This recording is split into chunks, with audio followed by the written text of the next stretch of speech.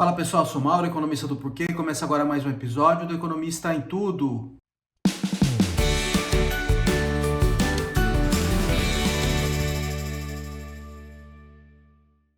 Para você que está chegando por aqui, eu convido a se inscrever no nosso canal e ligar o sino para receber as notificações.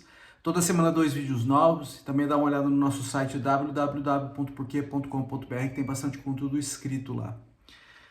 Nas últimas semanas a gente viu muito movimento no dólar.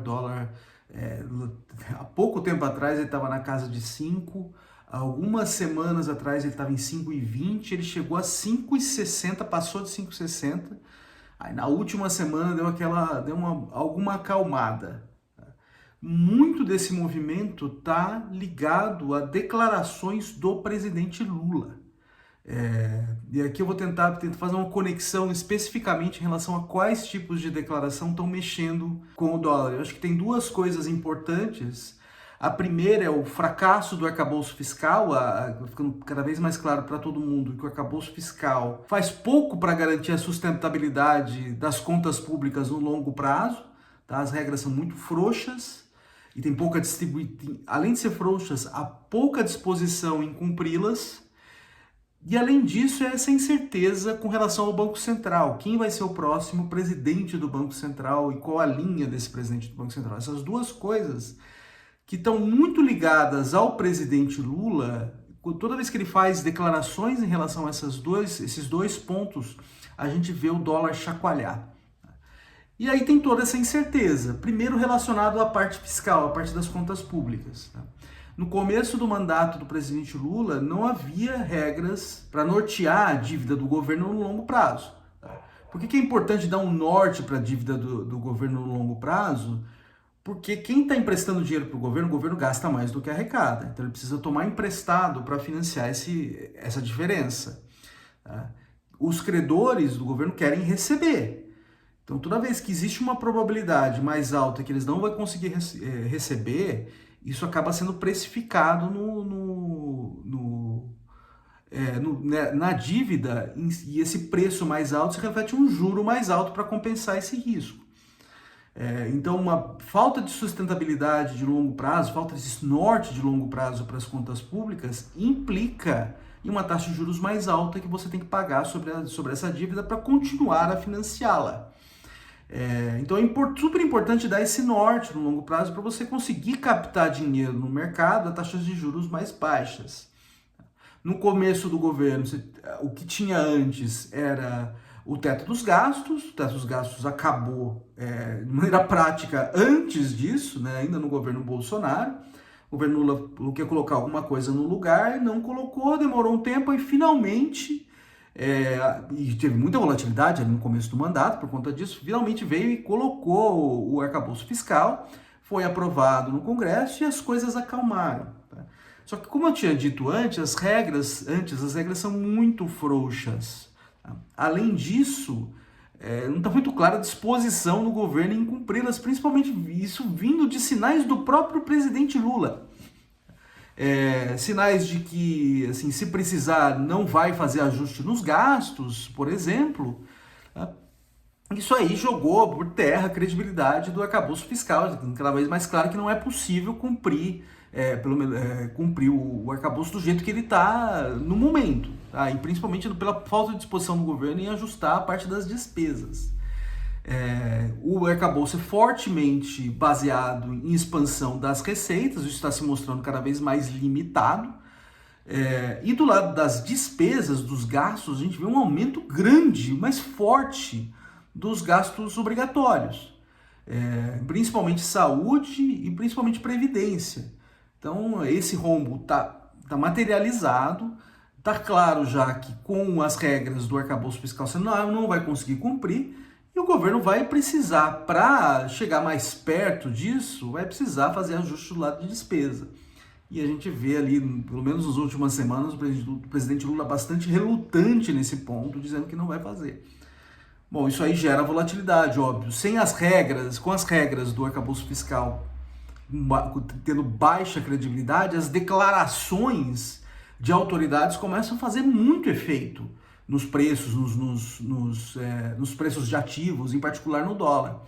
Tá? Então, toda vez que vem um sinal de que não vai ser cumprido, que não vai ter nenhuma intenção em cumprir, aí tudo começa a se mexer, né? O país fica menos atrativo para investidores internacionais, as pessoas começam a se mover de ativos em reais para ativos em dólar, e isso acaba pressionando o preço do dólar para cima. Então você vê o preço do dólar subir, tá?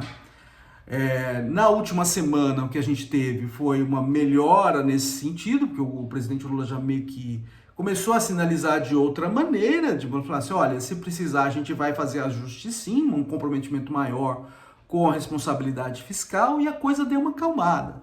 Mas o importante é que esses movimentos estão acontecendo, então você vê um aumento na volatilidade, muito em função de falas de autoridades, e em particular do presidente Lula. Isso está fazendo com que as coisas estejam flutuando bastante. Outra coisa que vem mexendo também com o preço do dólar é essa incerteza com relação ao presidente do Banco Central. Então, mais incerteza também gera menos apetite para colocar dinheiro na economia brasileira. Principalmente a economia brasileira sendo um país emergente, ela é enxergado com um investimento mais arriscado do que investimento em países desenvolvidos. Quando esse risco aumenta, cai a atratividade.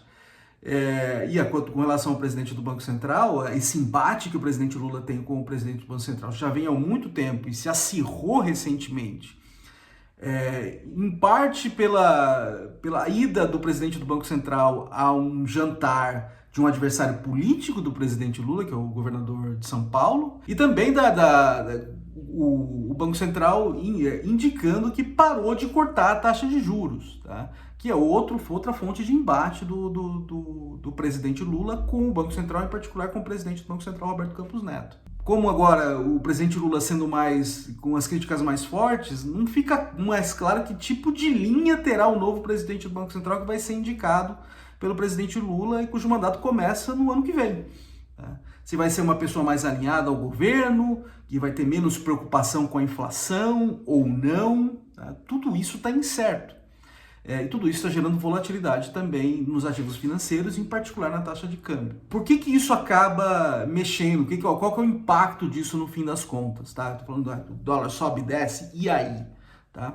Um dólar mais caro, ele pressiona a inflação. Tá? Por quê? Primeiro, preço de produtos importados sobe na veia. Porque se o preço está parado em dólares, mas o preço do dólar sobe, o preço em real vai subir. Preço de insumos importados também vai junto. Aí os produtos que usam esses insumos importados na produção, sobe o custo deles, que acaba sendo repassado para o preço final no fim das contas, o que acaba impulsionando a inflação de curto prazo. Além disso, produtos que são exportados também mexem, tá?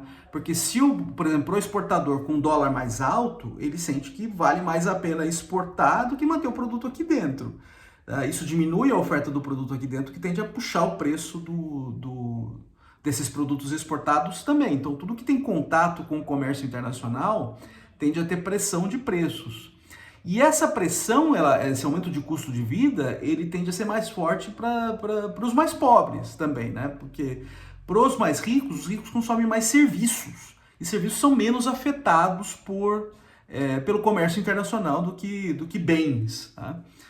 Então tem um efeito distributivo também. Então, se o presidente Lula é fortemente preocupado com isso em suas declarações, isso acaba afetando no fim das contas. Então, o que a gente notou, muito possivelmente por conta disso, foi o presidente Lula dando uma recuada nessas críticas, tá? Tanto com relação ao lado fiscal, tanto com relação ao Banco Central. Outra coisa importante, acho que eu acabei esquecendo de mencionar, com a pressão sobre a inflação, também fica mais difícil para o Banco Central baixar a taxa de juros, que também é um ponto crucial ali que o presidente Lula vem batendo. Tá? Então, se ele pretende que a taxa de juros caia, isso aí joga claramente contra. Tá? Então, o que a gente viu na última semana foi um movimento indo no sentido contrário, e as coisas acalmando. Então, o dólar caindo, então, um comprometimento um pouco maior nas declarações do presidente Lula, ainda que a institucionalidade não esteja muito clara ainda, que pode mudar daqui para frente. Tá? Foi um comprometimento, uma declaração mais no sentido de ter um comprometimento maior com a responsabilidade fiscal, e também, assim, caíram as críticas em cima do Banco Central, e já começa também um movimento no sentido de indicar o presidente do Banco Central o mais rápido possível. Isso a gente está tendo uma tendência, a gente vê uma tendência com relação a isso também, tá? Para também tirar essa incerteza e tirar essa pressão do dólar e diminuir o impacto na inflação no fim das contas, tá? Mas acho que a lição principal que a gente tira daqui é essa, tá? Com o arcabouço fiscal ele perdendo credibilidade, essas declarações elas começam a ter muito mais peso. Tá? Essas declarações elas acontecem sempre, mas se você tivesse uma institucionalidade mais clara, tá? Elas teriam pouco peso. Falar, o presidente Lula fala isso, o ministro Haddad fala Y, o governador Tarcísio faz Z. Isso tenderia a ter pouco peso se você tivesse uma institucionalidade clara. Olha, tem uma regra aqui que guia a parte fiscal. Tá? Ou tem uma tendência do Banco Central continuar na mesma institucionalidade, não ter mudanças muito bruscas. Como isso aí foi perdido, e na parte fiscal, principalmente com a perda de credibilidade do Banco Central, essas declarações elas começam a fazer um efeito muito grande. E aí você tem essa volatilidade que você está observando, e em particular no dólar, que a gente está comentando aqui nesse vídeo. Tá? É isso aí, pessoal. Muito obrigado por ter assistido o vídeo. A gente volta a conversar mais na semana que vem. Deem uma olhada no nosso site, tem bastante conteúdo escrito lá. O endereço é www.porquê.com.br. A gente também está nas redes sociais. A gente está no YouTube, no Facebook, no Instagram e no Twitter. E é isso aí. Até semana que vem. Um abraço.